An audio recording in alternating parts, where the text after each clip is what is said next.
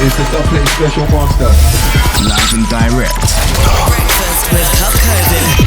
Trickstar Radio. What's happening, people? And once again, welcome back to Breakfast with Kovu here on the Big Bad Trickstar Radio. We're back inside the building with another edition of the Interview Hour, our daily interview section where we speak to different artists from around the UK and, of course, worldwide about the projects they're working on, where they've come from, and, of course, what they are currently on the way with. So we've got a really exciting one today. I've been really excited to jump into this one. I got sent music a few weeks ago, and I was very much hoping that we'd end up in an interview scenario so I can kind of talk to you about what's going on. We've got the wonderful Crae Wolf joining us right about now. How are you? Hey, I'm good, thank you. How are you? I'm good. It's really good to get you on the show. Obviously, with yourself, you're a very kind of energetic performer. It's really good to kind of get you on this because it just seems like there's going to be a lot of good energy on this kind of conversation.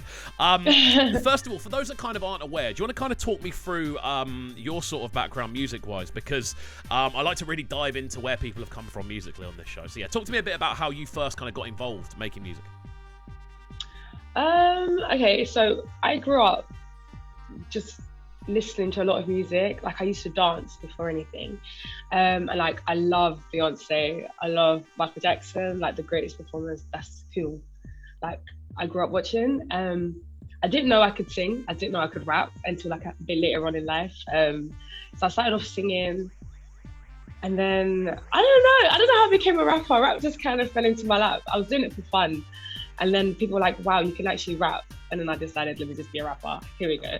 Amazing. I mean, it's been quite a kind of explosive journey. Obviously, you've been quite active over the last couple of years. We've had, I think, 4 singles came out last year. There's been 2 so far this year. It seems like you've been kind of very, very active with what you're doing. Like, again, with your sort of sound then, for someone who maybe hasn't heard your sort of sound before, and this is the first time they're coming across you in this kind of convo, how would you describe what you're making music-wise now to someone who, say, has never heard it?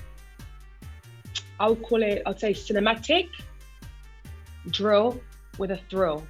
Drill with a thrill. I've never heard someone say that before. That's quite a good one, though. I might have to nick that off you for kind of future shows.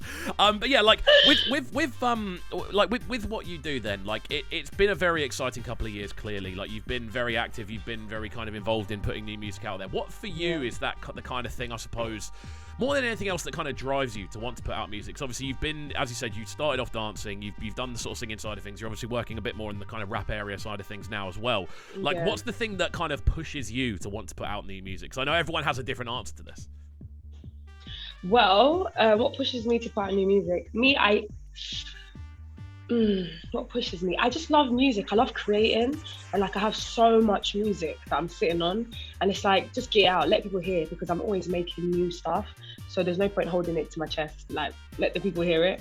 And I've created like a universe for Crae Wolf, and like every time I release something, I'm bringing you one step closer into my realm. So it's fun. Music is fun, man.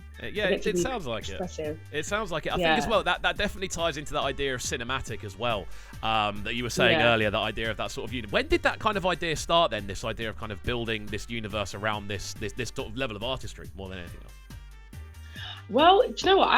I love like Marvel and stuff like that. And I'm very dramatic and I'm into that anime, and I'm just over the top with everything I do.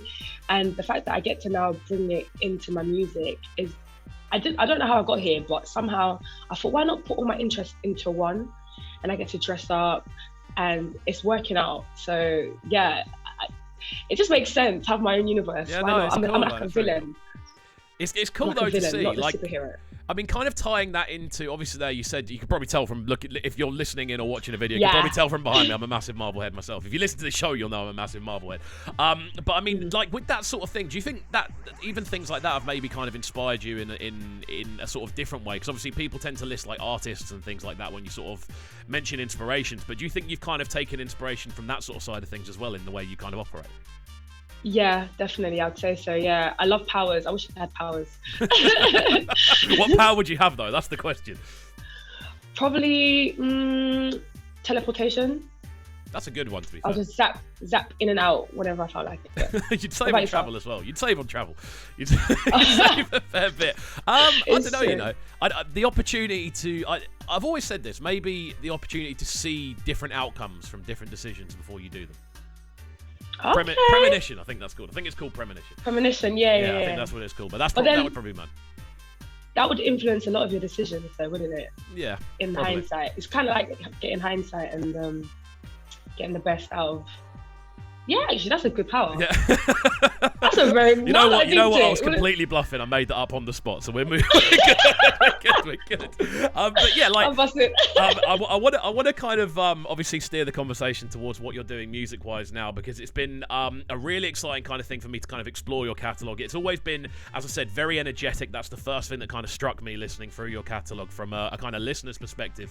And obviously, you've got the new single out there now. It goes by the name Dangerous. Do you want to talk me through, I suppose, the process of this tune coming together? Because I'm sure there's a fun story behind it. Oh, Dangerous. I wrote this last year. So yeah, Dangerous. I wrote this last year, and I was listening to beats, and I was just like, no one makes music like how I feel. Like, I want to get ready. I want to feel like a bad bee when I'm getting ready. I want to, like, do you know when you just go out and you look cute and you feel nice and everyone's looking at you and you just know, like, yeah, I'm dangerous. I'm that girl. That's kind of the mood I was in when I wrote it. And I was listening to different beats and I came across this one, and it was just like, freaky. Freaky. It just kind of wrote itself, and yeah. Awesome. Quite funny Awesome. to me. But I think that's You have always to do that. I think that's always a good thing though when a tune, because people say it a lot of the time. At least when I speak to them on here, they'll say, "Oh, it felt like the tune was writing itself." I've always found that's probably a good thing, because it feels like it's something that's meant to happen. You know. Yeah, definitely. It just wrote itself, and then it's just went from there. Awesome. I mean, off the back of that, obviously, it's been quite an exciting couple of weeks off it. Obviously, it's been out there for a couple of weeks now. Like, how have you found, I suppose, the reaction to it? Was it the way you expected it? Super positive. Super positive. Obviously, I know my music is good. I like my music. You have to be confident with your craft, you know what I mean? So if I like it, I know you guys are going to like it, which is the main thing. But the reaction, I think, to the video, especially, because I'm kind of like in character a little bit. And people are like, oh my God, wow, it totally makes sense. The look, your sound, it all makes sense. So I'm glad people are starting to understand the brand. Definitely. That must be quite a cool thing to kind of actually, obviously having kind of, I suppose not even, I suppose kind of subconsciously built this kind of idea up of this universe to begin with. It's kind of cool. It must be kind of cool to kind of have that, I suppose, that visual understood to an extent. Yeah, no, definitely. It's really making sense. Like, I literally call myself a super villain. Like, I'm not even the hero. I'm the villain. So it's just... That's cool. Do you know what I mean? It's really cool though, man. Again, I was going to ask, like, obviously with all that in mind, like, how fun is it for you to kind of get onto, I suppose, video shoots and things like that, and kind of put these ideas into motion? Because I know a lot of people, they cannot stand the process of making music videos. It's like a big 50-50 thing apparently, where some people absolutely love it, some people absolutely hate it. I get the impression you quite enjoy the sort of music video side of things. I love. My mind is always like boggling with ideas. So to get it from my mind to pen to reality is just, I love it, honestly, because I'm heavily involved. Like the directions, sorry, my alarm. I don't know why my alarm's going off at this time. I get those. Super random. But so like from clothing, costume to locations to that, just the whole idea behind it. Like, I'm heavily involved. I have to, because it's my song. Do you know what I mean? So it makes sense. I don't know how can you not love a video shoot? No, I know. I suppose it might be the waiting around, costume changes, things like that. I suppose that might It is get long. Yeah, it can be long, especially if it's nowhere near you. Oh yeah, it can be long, but that's always fun, especially discovering new locations. That's true. Like, yeah, because I've got to take it. The next video has to be extra mad. I've got to take it one level up each time. I can't. Do you know what I mean? Is that going to be the kind of thing now? Every video has to go like to another level of Crae. It has to. Honestly, awesome. That's what I'm on. I'm looking forward to seeing the progression then, from a kind of fan's perspective more than anything else. Just seeing how things slowly get like madder and more expansive, I suppose. Especially with that kind of the kind of themes you've got running from the artist perspective as well. Like the tune itself, the second half of the tune really caught me when you suddenly go into the kind of the sort of language switch up. Have you had many people kind of quoting that back to you? The sort of the breakup on it. The French, they're like, oh my God, wow, like I wasn't expecting that. They don't know what I'm saying, but it sounds sick. This is the thing. I've always clocked this. You could, especially in kind of drill specifically, if you start going into other languages and other accents, people go crazy for it. They love it. honestly. But yeah, it's a bit of French, you know what I mean? Yeah. Give it to them. It's cool. Is that something you're likely to kind of employ moving down the line as well, just like throwing it into tunes a bit more? Yeah, I'm definitely keeping the French. Might even do a bit. I did a bit of Spanish on Countdown Freestyle, but I love languages and I'm multilingual, so it makes sense. It's just, yeah, I just put it wherever it needs to be. Like the song, like I said, normally writes itself. So I would just hear the part that needs to be switched in the language, and it will just do its thing.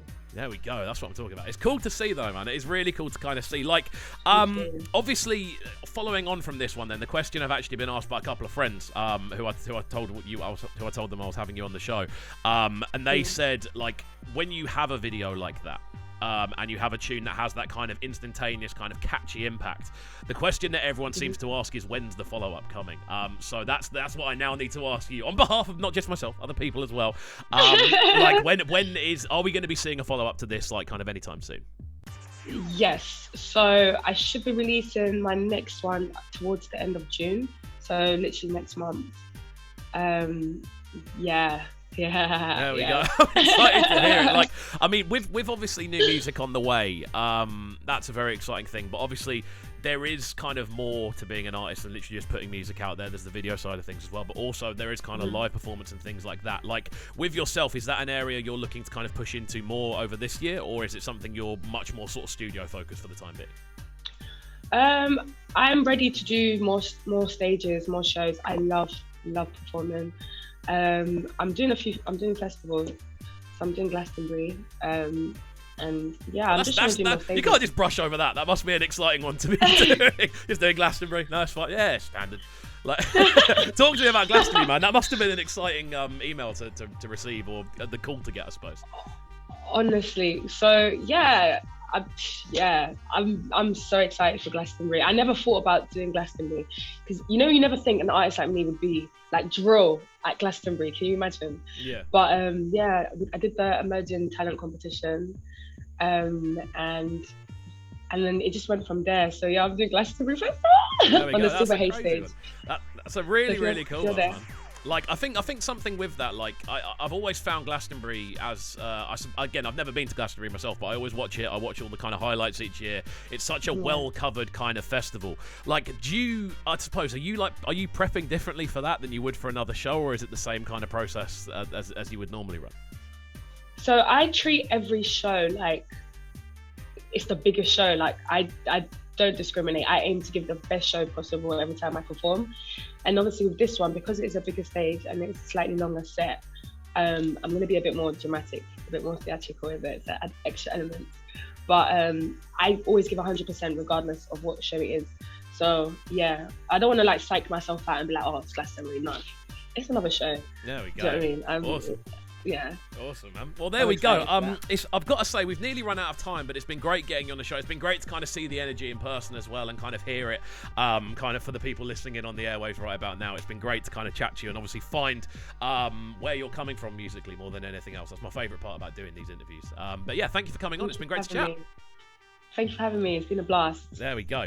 Right then, just so people are aware and are able to kind of find you after listening in, if they aren't already following you, like, what are the best places to follow you on socials, and what's the app that people can follow you from? So you can follow me on all social media at Crae Wolf, so CraeWolf. It's tongue twister. But especially Instagram, I take some cute pics. TikTok, I get a bit crazy. But yeah, you can follow me everywhere. I'm active. There we go. I was gonna ask if there's a TikTok sort of scenario going on, because I can just imagine when they kind of figured it. I can imagine. Well, there we go. We are gonna jump into obviously the Sounds of Dangerous next, which I'm really excited to do, because this one's gonna hype everyone up for the morning and obviously get people going for the rest of the day. Thanks once again for coming on the show. It's been great to chat to you. Have a fantastic rest of the day, and yeah, hopefully we'll chat soon. Thank you, you too. There we go, people. Keep it locked and don't go anywhere. This one goes by the name Dangerous, coming to us from Crae Wolf. Following that, we're going to get into the sounds of the Dub Shack. So keep it locked and don't go anywhere. This is Breakfast with KXVU here on Trickstar Radio. This is Breakfast with KXVU, bringing you their morning flavours on Trickstar Radio. Trickstar Radio.